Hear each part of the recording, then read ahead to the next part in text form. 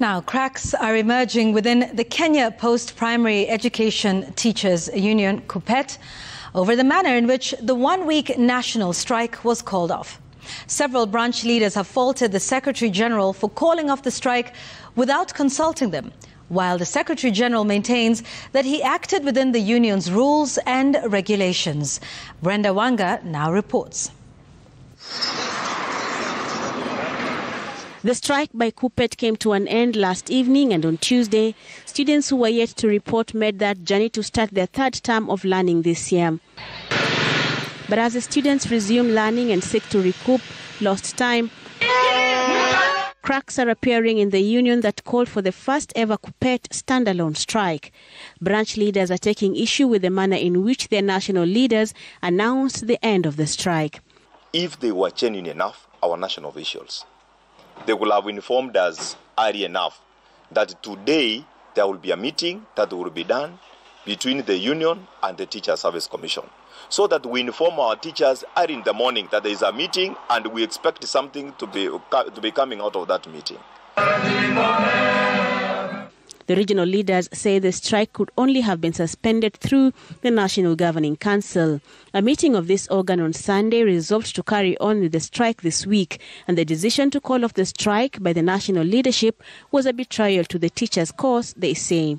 Many are the issues that they thought maybe TSC was going to sit down and listen. We thought we were going to get a better deal, and by yesterday we were shocked after the demonstrations.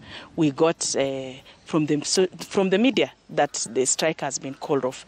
Actually, it's not about calling off the strike, but it is about what is the Kenyan teacher, what is Kericho teacher getting from the strike that we went. We only heard from the media, from the social media, that the strike has been suspended, and as KUPPET Nyeri branch, we categorically ask our national executive board to facilitate the reforms in the constitution so that we can accommodate some things, because we noted like there is a hitch in our constitution whereby the SG alone can suspend the strike without involving the National Governing Council, because the leaders said the Secretary General, Akelo Misori, erred when he made that announcement on the steps of the employer, TSC.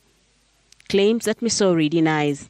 Yeah, must show leadership, because in leadership, a bad decision, as in the eyes of many members, is better than no decision. So if I switch off my phone and decide to run away, I have not shown leadership yet.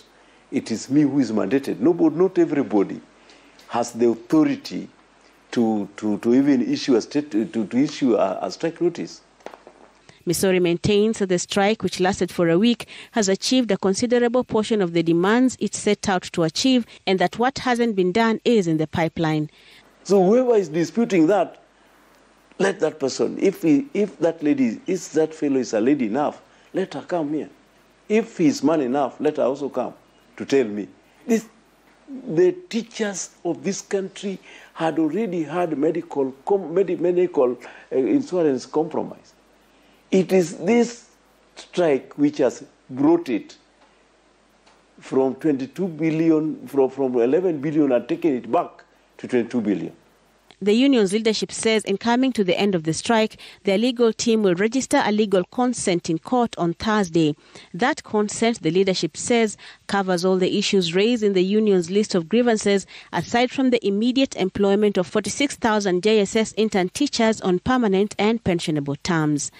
So teachers are asking, why were we asking them to join us in the demonstrations when this was not part of the agenda? TSC has not given any number on how many teachers they intend to promote. That document says they will promote teachers as and when funds are available. So what was the difference between the current situation and the former situation? Brenda Wanga, Citizen TV.